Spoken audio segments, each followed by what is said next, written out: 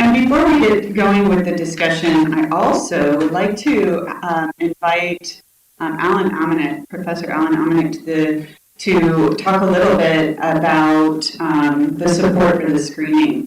And Professor Alan Amanek has written a book that offers a long history of Jewish cemeteries and funerary provisions in New York between the 17th century and the 20th century, charting how planning for the end of life shaped family, community, and living social systems in unrecognized ways.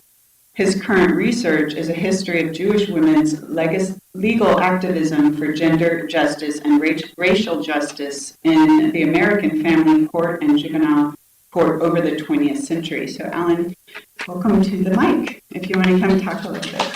Thank you. Of course.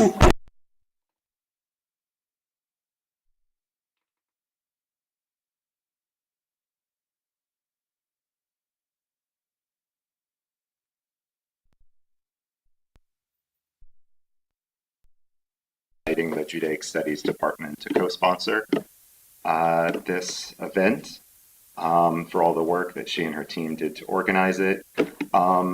In our department, we were thrilled to help share the important stories in this film, to welcome Sandy and Rabbi Amichai to speak with us about them. And part of the way that we're able to do this is through funding from the Francis Haidt Memorial Fund. So I just wanted to speak quickly about the fund, which generously sponsors events like this every year. Francis Haidt was an alumna of Brooklyn College, and the Haidt family set up this fund within our department to honor her memory, her values. They've written a wonderful biography, and it's my pleasure to share it now. So Francis Haidt was born in 1923, the child of Russian Jewish immigrants fleeing pogroms, social discrimination, and violence. Proud to have been educated in the New York City public school system, she was an alumna of Hunter College High School. She graduated from Brooklyn College in 1944 with a bachelor's degree in political science, winning the Political Science Medal. She served in the U.S. Department of State during World War II. Later, she became one of the first women to work as a securities analyst in a Wall Street investment bank. An ardent traveler, Francis Haidt had a passion for archaeology and studied cultures past and present, bringing back to her Manhattan Park objects related to her explorations. In the 1960s and 70s, she actively supported the immigration of Jews from the former Soviet Union. She taught her nieces and nephews to live unapologetically as Jews in the free nation to which her parents had fled at the close of the 19th century. Francis Haidt had no children of her own, but for many years she shared her knowledge of Hebrew, Yiddish, Torah, Jewish heritage, religious tradition, and teachings with the young people who flocked to the Sunday school classes that she taught, and she also shared that knowledge with her family. The Francis Haidt annual lecture series honors this remarkable woman's love of Judaic studies and her commitment to learning and teaching. And I just want to add quickly, in so many ways, I think her example highlights why public education matters and the power of alumni to further its mission for future generations. Today, more than ever, with public funding and higher education itself under attack and question, it's even more important for alumni and community members who are able to help fill that gap and to elevate different perspectives, diverse traditions within groups as much as within the society at large. So as part of Brooklyn College's legacy of generous alumni giving back, we truly thank the Haidt family for making events like these possible. So thank you. And thank you for joining us. I will stop knocking over all the technology. See if I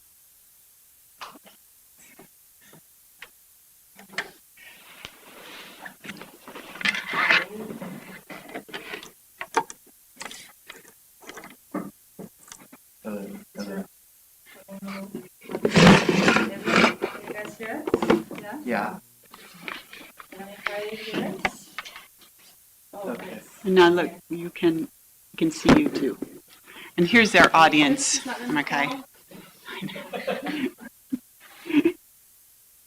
Actually, can you do Thank that you. again? Because I want to take a picture of you all with.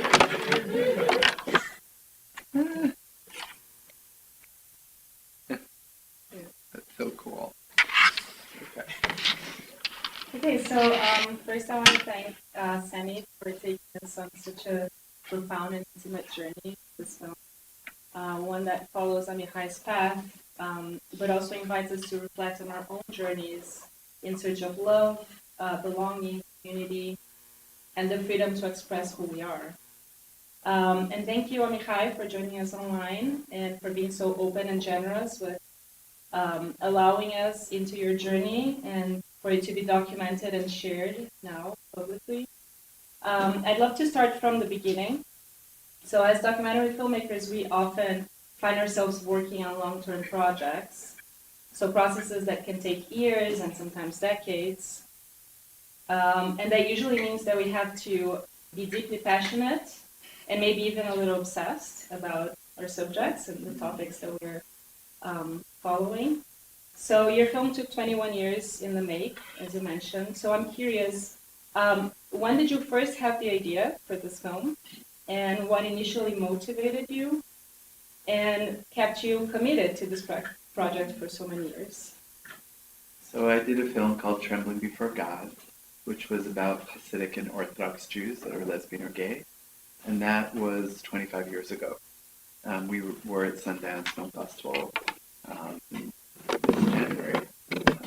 So you're going like that, are you yeah. So, in that era, actually Trembling made me become more Orthodox. I was very inspired by the Orthodox, who I would do Shabbats and rituals with them. I studied Torah every week with a Hasidic gay man. Honestly, when I met Amichai, I was very entranced by representing Hadassah, and I was really interested in storytelling, but I wasn't quite there yet. I think I asked Amichai in Jerusalem to be in Trembling Before God. And, at that point, he was already post-denominational, and Trembling was so much about the struggle to belong within the Orthodox world. So it wasn't really a fit, but we became dear friends and spent the next 5 years just being in friendship. So it was a really long path to start filming in 2003, but it was something that, like, Amichai deserved his own.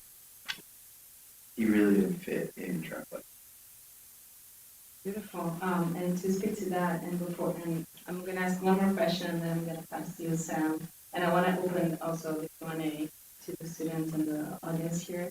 But since this film was made over such a long period of time, and you witnessed so many transformations, not only in Amichai, but also I wonder, like as yourself, as a filmmaker yourself, how did your relationship with Amichai evolve over the years? How did you navigate authorship throughout this long collaboration? And did Amichai have moments of input or influence over the story, how the story was told, and in what ways did this long duration shape the film's narrative and your own understanding of the story that you were telling? Maybe I'll jump in and then Yeah, this is for Amichai, both of you. yeah, you can jump in after. But, Amichai is a rabbi to me, and he actually buried my father when my dad was in the hospital in New York, and he just died. I called Amichai, came to the hospital, and my husband and my mom and Amichai, we did last rites on my father's body. And then he officiated my interfaith queer wedding with my husband. So there's a lot of layers here in the relationship and deep meaning and, over decades. So, that really infused the film and infused, even if things were challenging, we could navigate them. We could work through them. We could figure out how to deal with the ending of the film, and things that were not the easiest.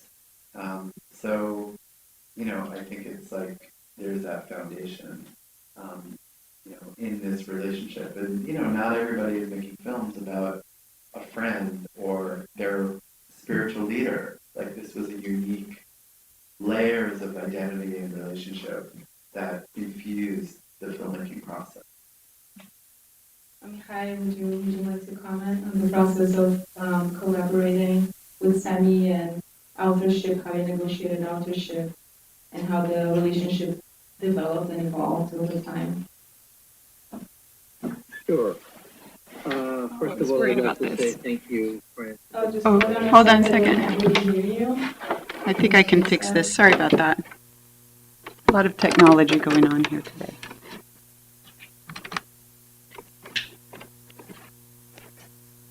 Is this better? Oh, getting there. Choose Crestron.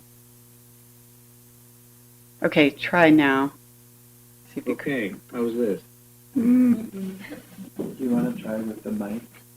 maybe that's probably a good idea. Mic on speakers. Yeah. Yeah. Or even this microphone. Will this work? Oh, is this just for the live stream?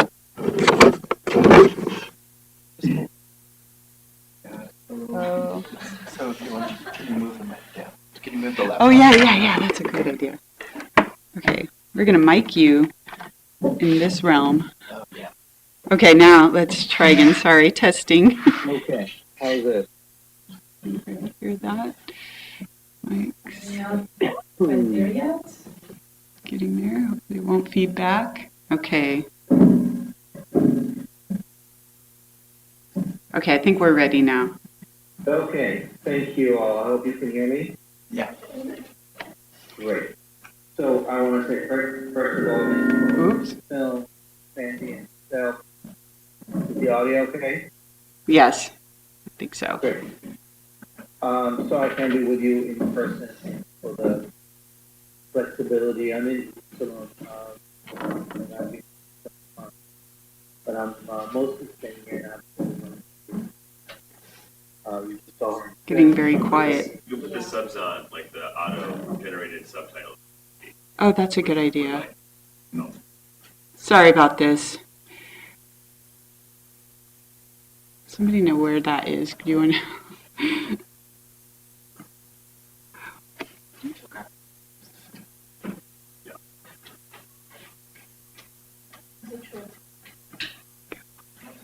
Okay, we turned the captions on because the volume started to go way down. Okay. Okay. Now we're better.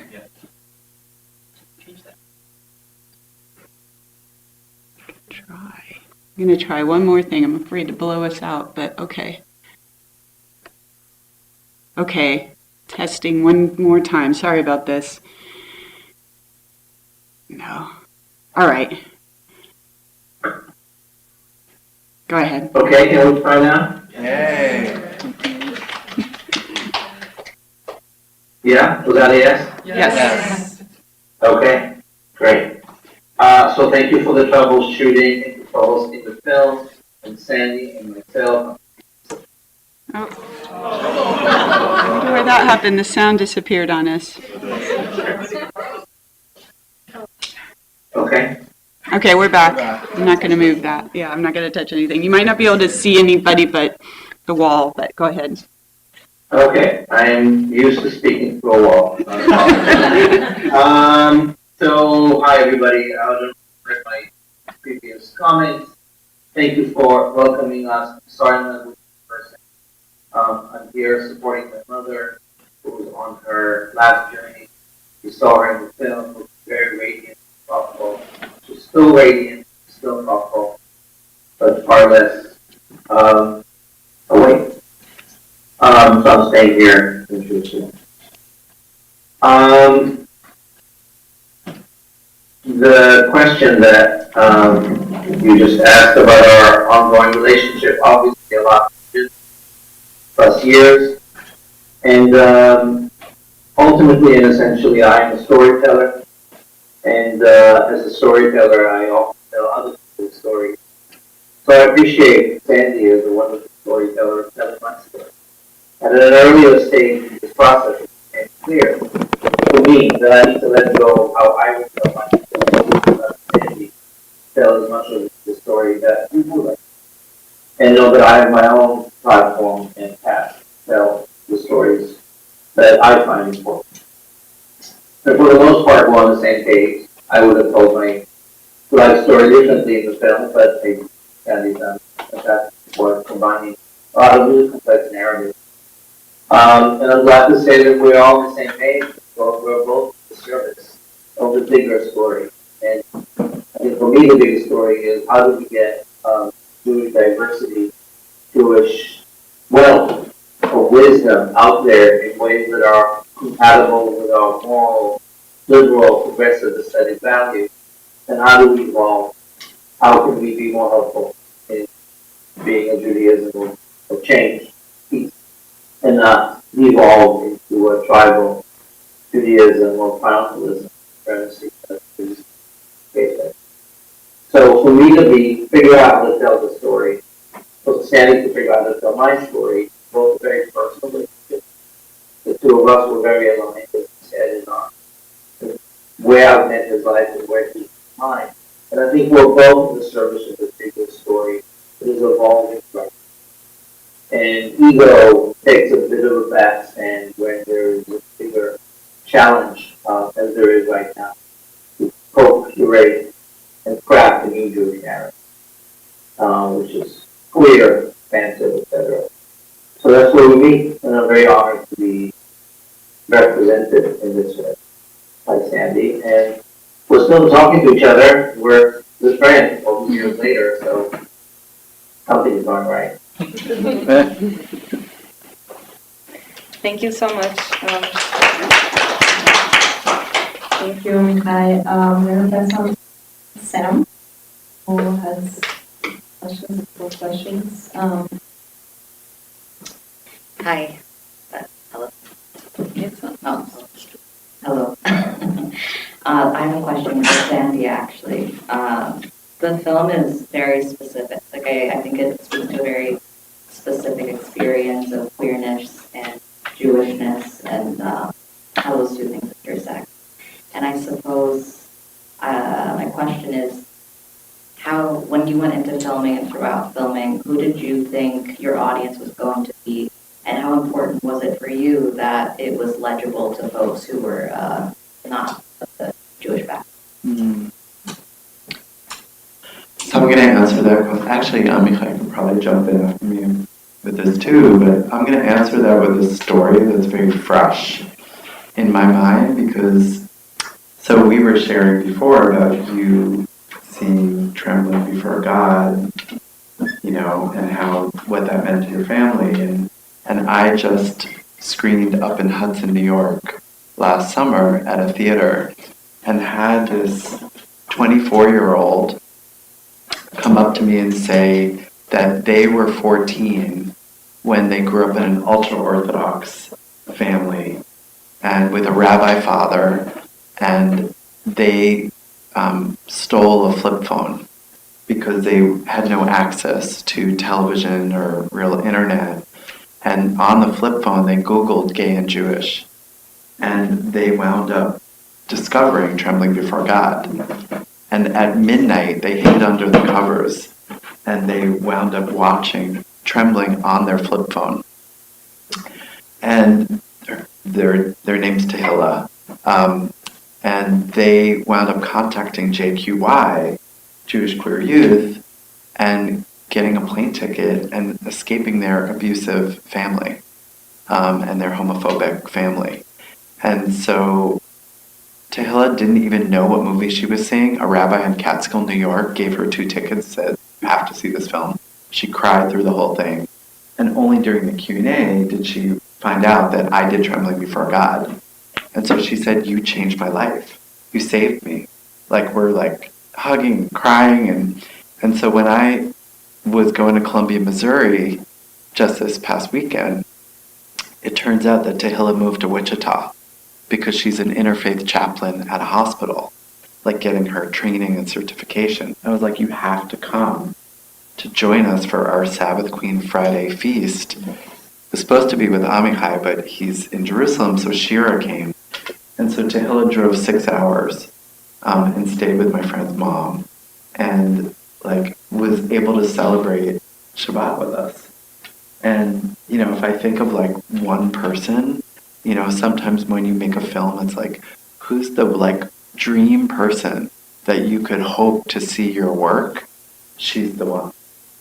And how that has come full circle from, you know, doing this film 25 years ago, you know, and then, you know, 10 years ago, her seeing it as a teenager, now seeing Sabbath Queen, now coming to celebrate a ritual with us where she was super affirmed. And, you know, so I just think that, like, you know, we have many audiences in mind, but she's like right now just so like present for me in terms of like how film can really change people's lives, you know. So I feel like I just want to adopt her. Like she's just like the best. But yeah, there's a lot of Tehillas out there, and I think Amichai and I maybe will not know for another 10 years some of the stories. You know, another 25 years. Like the way that our films reach people and change families is just extraordinary. I don't know if Amichai wants to jump in on this.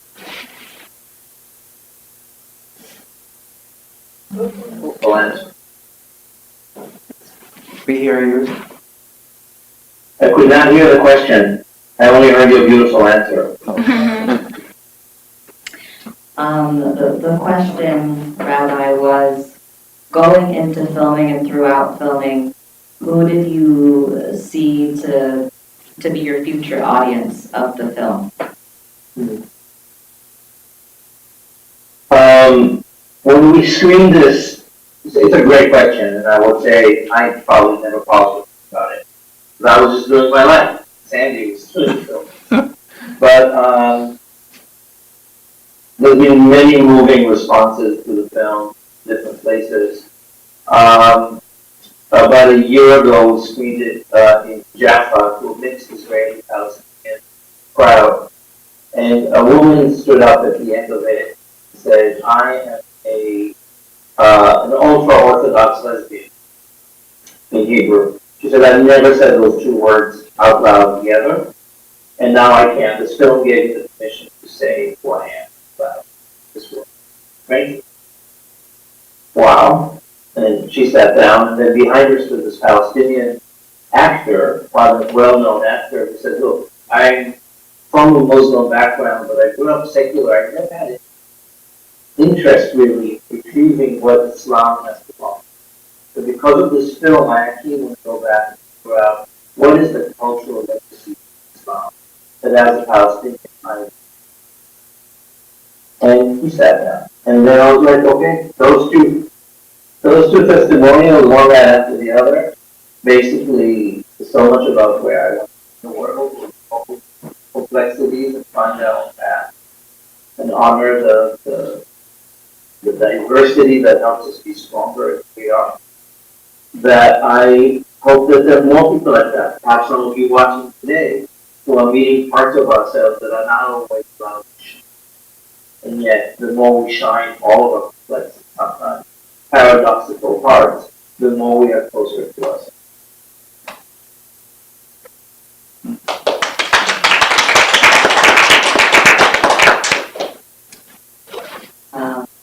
Another question that I had was, Amichai is portrayed as both a very personal individual, but also as a sort of like a symbolic spiritual figure to many people.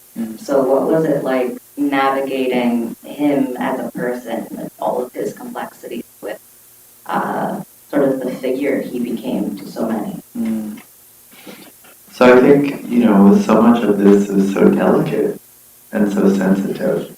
And, you know, I mean, how to negotiate sort of private and public and, you know, where Amichai was sitting at the, you know, at people's most intimate pastoral moments.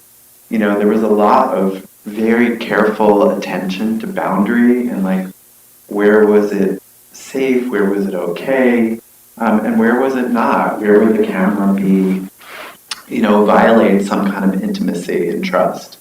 So I think we had to do that a lot, in terms of Amikai's family, in terms of the lab shul even, it's like, what does it mean to film people crying during a ritual? In terms of JTS. So each world had its own set of complications that we had to navigate together in order to gain access.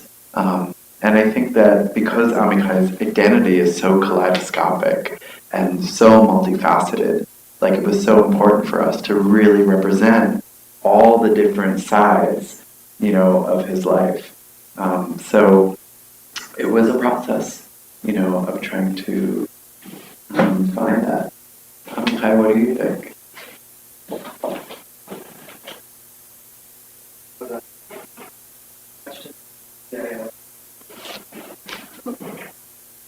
Kai, can you hear? I think that question was all for you, Sally. Okay.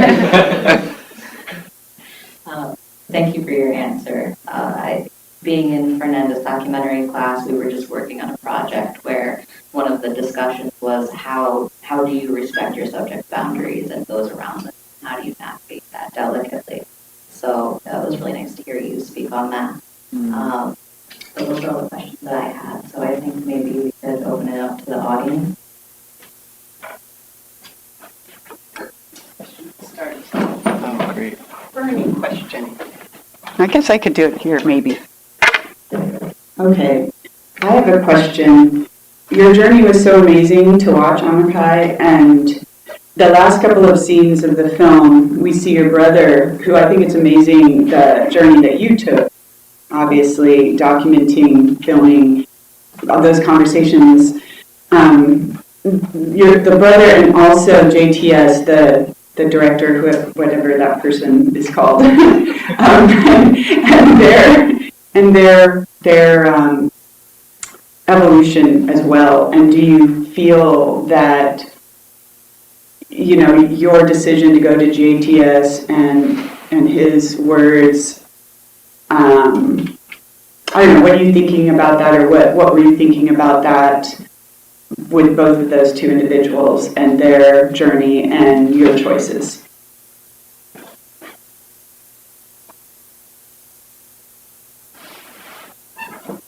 So the question, forgive me.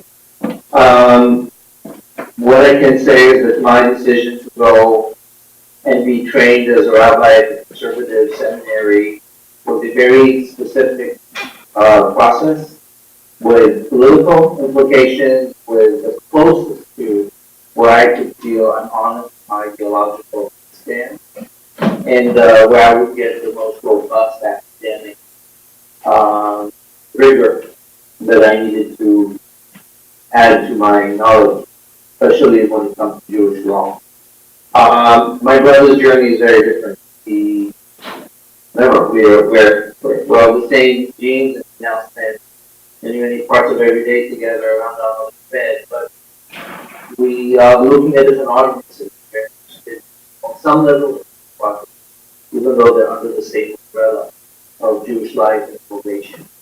And the reality that I'm cognizant of is that that's okay. We're in different rooms in the same building, and the trick is how to honor each other's work even though we're not doing the same thing, and how do we find the common room where we can do some of what we do together.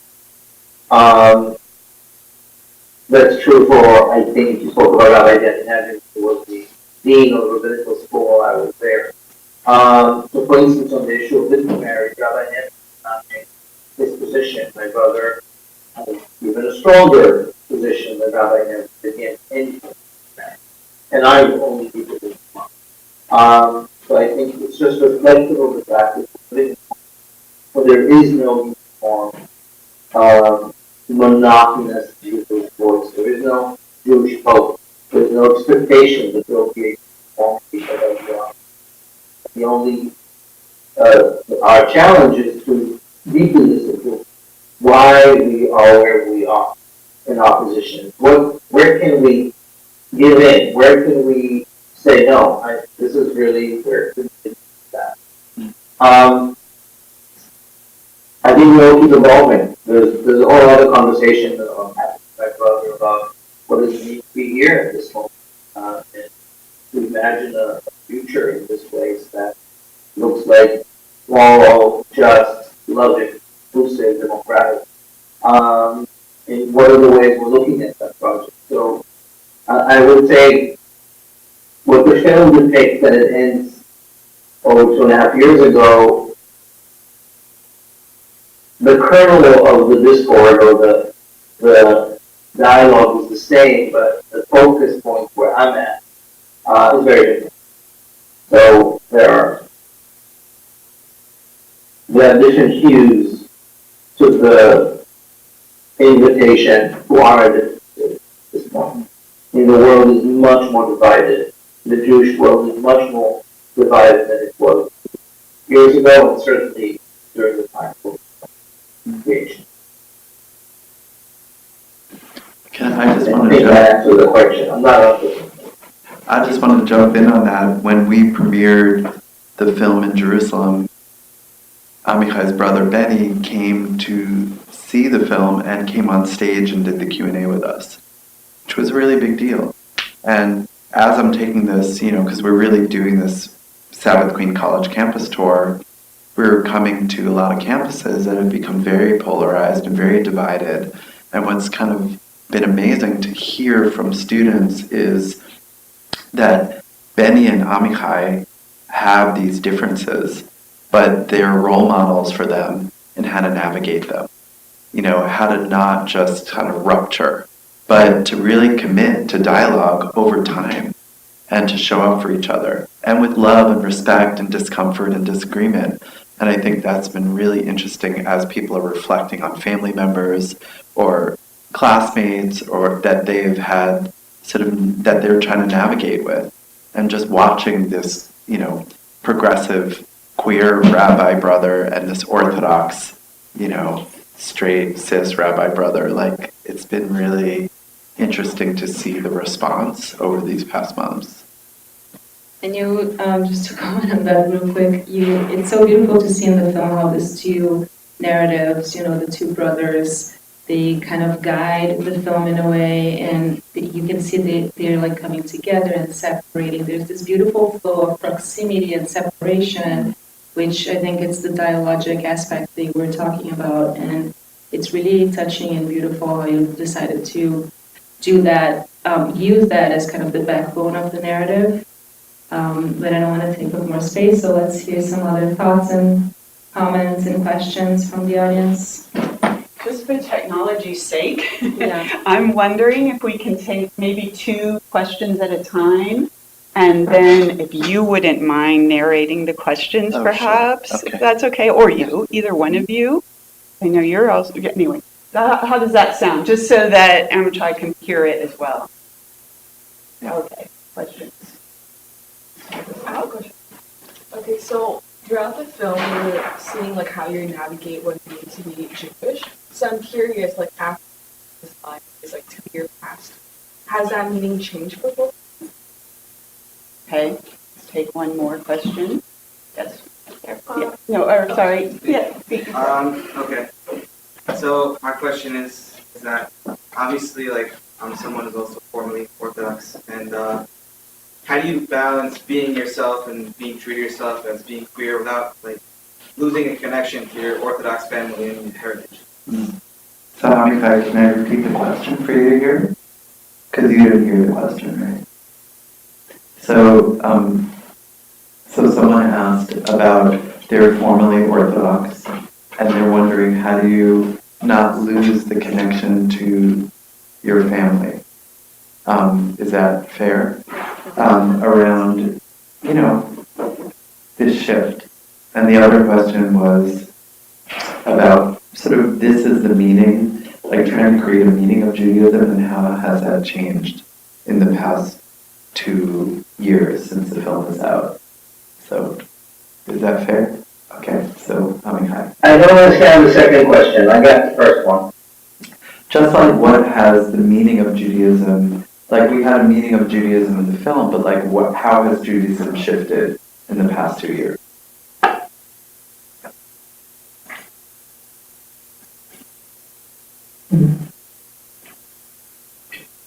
Look, first of all, I'll say that to my fellow former Orthodox, or I identify as Flexidox, Polydox. There are many ways to be who you are. It's a paradox, so not so crazy about the label. It's a slippery, it's a sweet spot between showing up as I am, but when I am in my Orthodox family home as I am now, again, like in my mother's home, I've been literally next door to her. There's many children and grandchildren, and the large family were all gathered there every Shabbat and every holiday, figuring out the balance between how do I show up and play their game, put on t-shirts, right? Put on a kippah, I put away my phone. I play by their rules when I'm there, not out of any way I respect the norms by which they live. And it's sort of don't ask, don't tell about where am I going out to dinner or where am I going. It's respect, and I'm meeting them where they are, and I like Shabbat, right? Wait.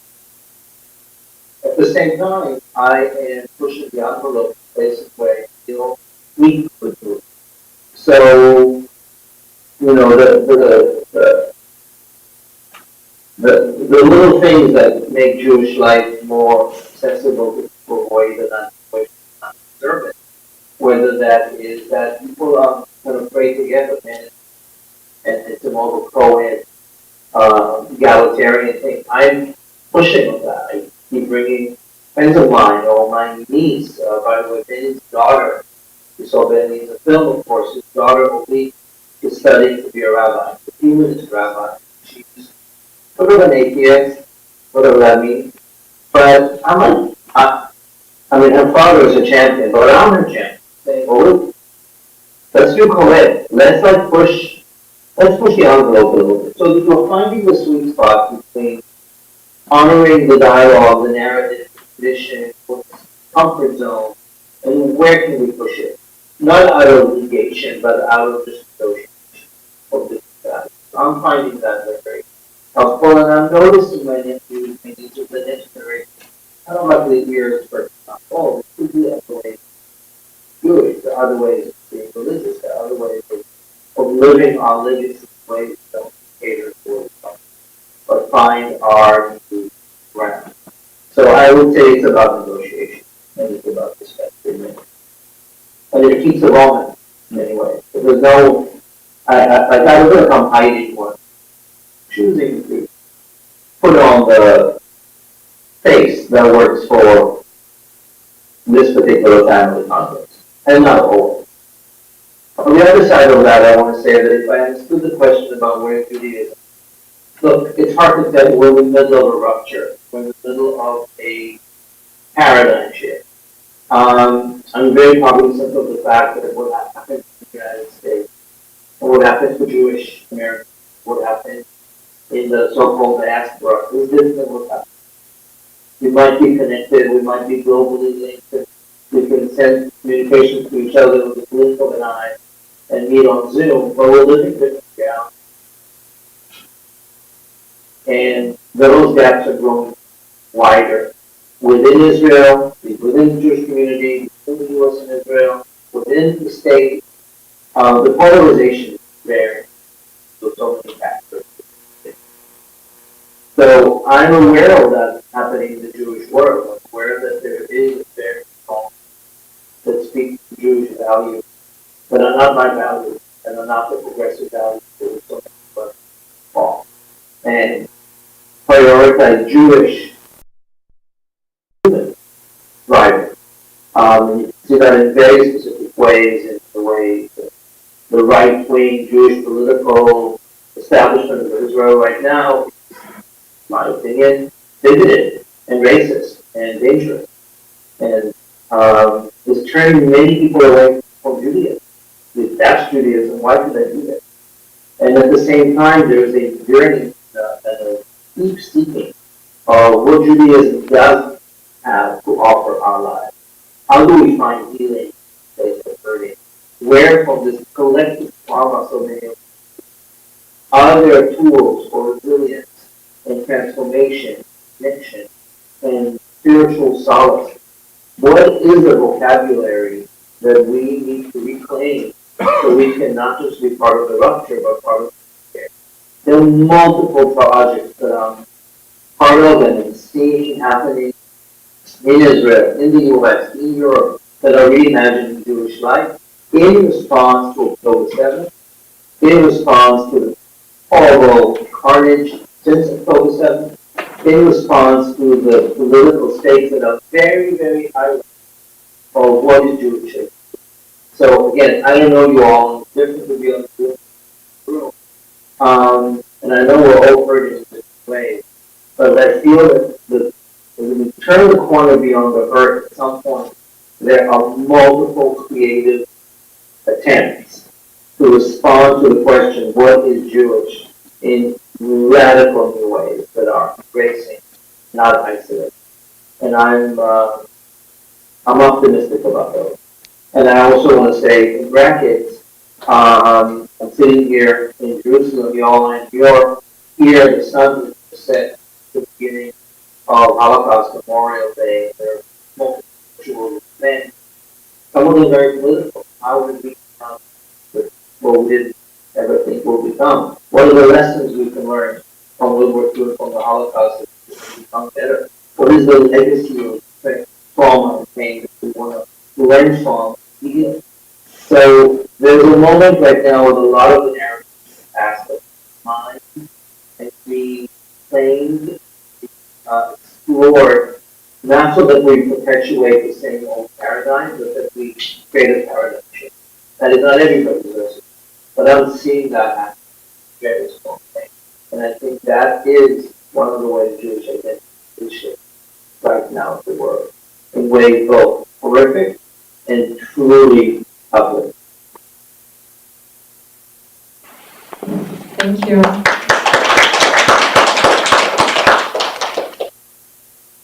Other questions? So I have grown up with an Orthodox Jewish family, and I've always experienced just like a hatred for otherness, or for LGBTQ, or for any sort of diversity.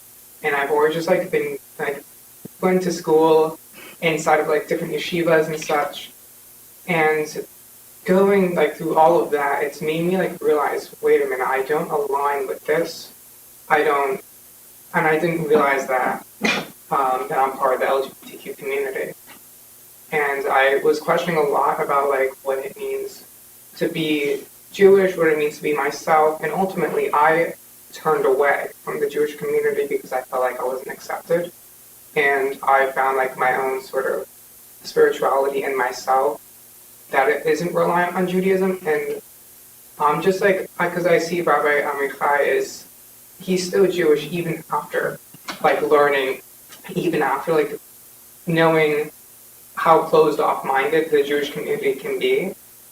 And it's just interesting what I just would love to know what made him still want to be a rabbi, still want to be Jewish, even knowing it's closed off. What made him still want to be Jewish and not turn himself away from the community? Thank you. I did hear that question. You were very articulate, my friend. Thank you. And I feel your path and your journey, and I'm not the only one in the room. First of all, I've gone through many phases in which some of them are in the film, some of them are not, in which I walked away from Judaism, which spent time in India and stuff other states where I thought I'm not going to throw my personal and professional life to reimagine the Jewish values that have become so important to me. I think what brought me back in the broad sense is the notion of differentiating between faith and fact. Judaism is a baby in a 3,000-year-old hub, and for no fault of any prior generation, old concepts don't always hold up to your reality. And some of the gems that are inside my tradition are long-lasting, eternal, but some of the layers, social-political layers, don't serve the dignity, justice, freedom as we believe them to be the way. The Bible believes in slavery, and the Bible believes in voting. The Bible sees women as second-class citizens, and the Talmud has deep negotiations about that. That's fine. That's part of how our ancestors made sense of the human experience. We translated the effort and the free emotion of the divine, how to live in the right practical law. But they also gave us the mission to keep changing. Torah, Jewish wisdom, is both the written Torah and the spoken Torah. The Torah of the book, Torah Shebiktav, and the Torah of the mouth, Torah Shebel, which means we get to share. And we talk back to the book, and we talk back to the laws with respect, with evolution, and it's a relay race. Once I realized that, I have a seat at the table, that my voice matters, I'm talking back to my ancestors, and I'm becoming a better ancestor of my descendants. And this narrative must shift, so that I, as a gay man, can have a seat at the table. And I, as somebody who believes in absolute both and, not either or, when it comes to Jewish and Gentile, we're great when it comes to Israel and Palestinians. There's a both and premise that is built into our tradition. But either or forces, more maybe fear-based or trauma-related, more separatist forces have defined contribution for many of us. That, for me, is that work. It's buildings and buildings and buildings and layers and laws and regulations that come from ghetto mentality, they don't where we are, who we are. So the project is to figure out what's essence, not. What is baby and what's that for? And the baby, the best part of Jewish life, is the ones that give me meaning, that give me purpose. I will say briefly again, I'm so much in this. I'm spending most of my days right now in a very small bedroom. And I'm holding my mother's hand throughout her final living. In June, it's so helpful having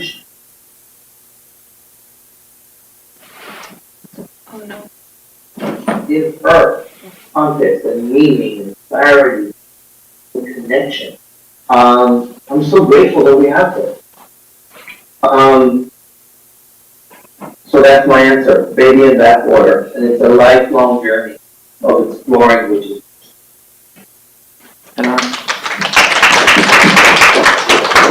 just add that, I do think something happened with this generation of Jews in their 20s. There's something, as we keep taking the film, there's so much building of a new vision of all kinds of, whether it's in Columbia, Missouri, or it's in Copenhagen, or it's with JQY, I'm just seeing on the ground so much queer, trans, and non-binary led reimagining of Jewish communal organizations, spiritual communities, leadership, political activism. It's actually quite amazing. To really get a sense of Jewish diaspora and what is happening right now in 2026. And, being with Tisya, I don't think you were here in the beginning, but Tisya is this trans femme, in Columbia, Missouri, leading services for the one synagogue in town. Because Tisya grew up Orthodox, has 11 brothers and sisters and siblings, and half of them are queer, and Tisya is super knowledgeable around Judaism, and it was amazing to watch all these kind of boomers and elders with white hair sitting and being led on Kabbalah Shabbat on Friday night service by Tisya, who's wearing lipstick and is a leader in the community. That felt like I couldn't have imagined that 25 years ago. To have someone in that position of influence and knowledge and leadership and trust. And so I'm just really amazed at the capacity of people to change. And I think Amikai's family is evidence of what it means when a family can stretch and hold difference and hold multiplicity, and then how we're seeing it play out in communities all over the world. So I'm very hopeful.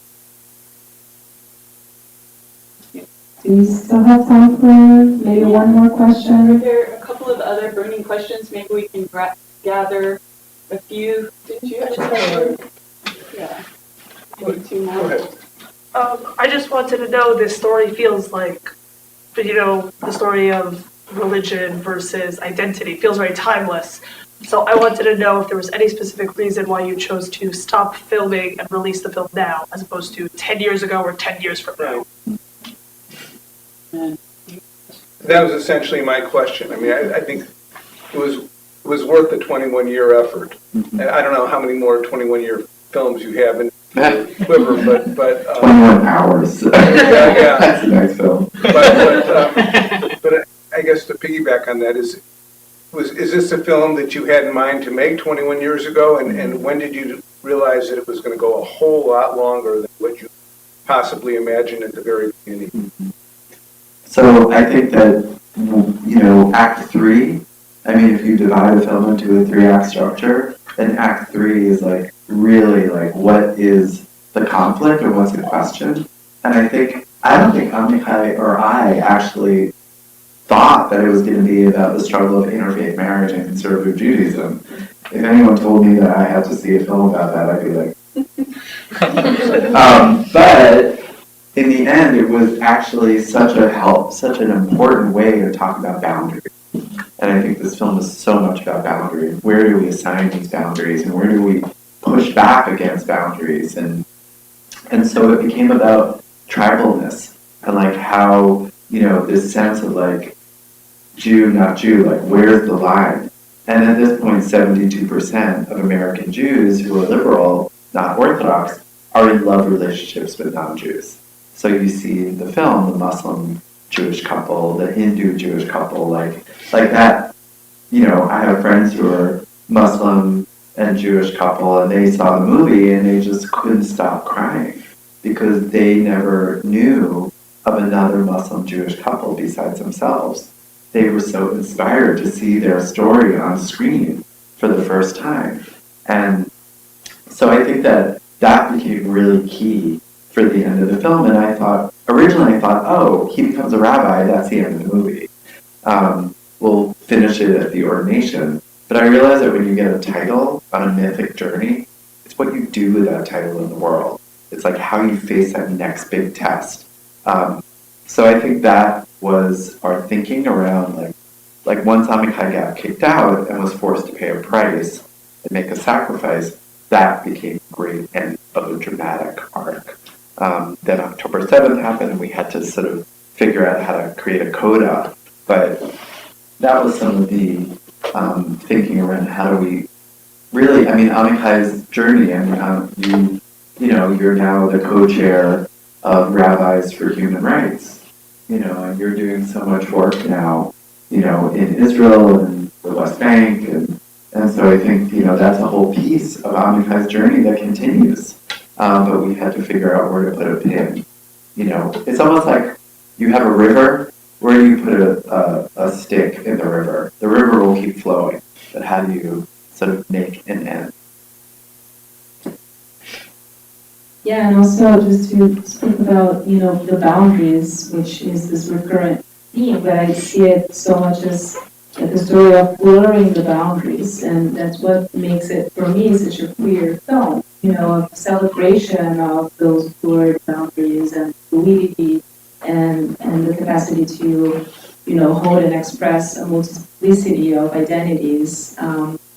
And also a celebration of how multiple the Jewish, tradition can be at the same time. Well, Amichai, I just want to say, thank you for taking the time to be with us at such a tender moment in your family, and we're sending you so much love.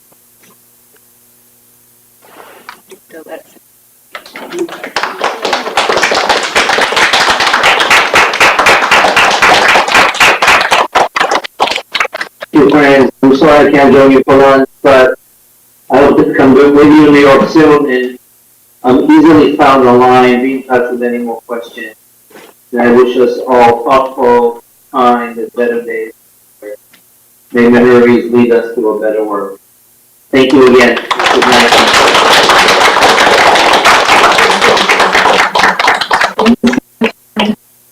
Son. And I'll just say that if you ever want to get in touch, also, you can reach out through our website, sabbathqueen.com, hello at sabbathqueen.com.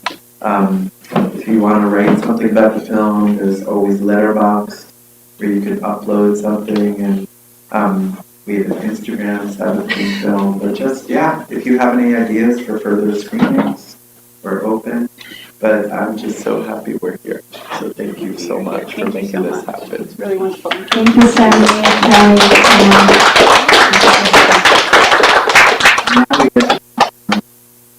Carrie. Where is that? Oh, we'll take.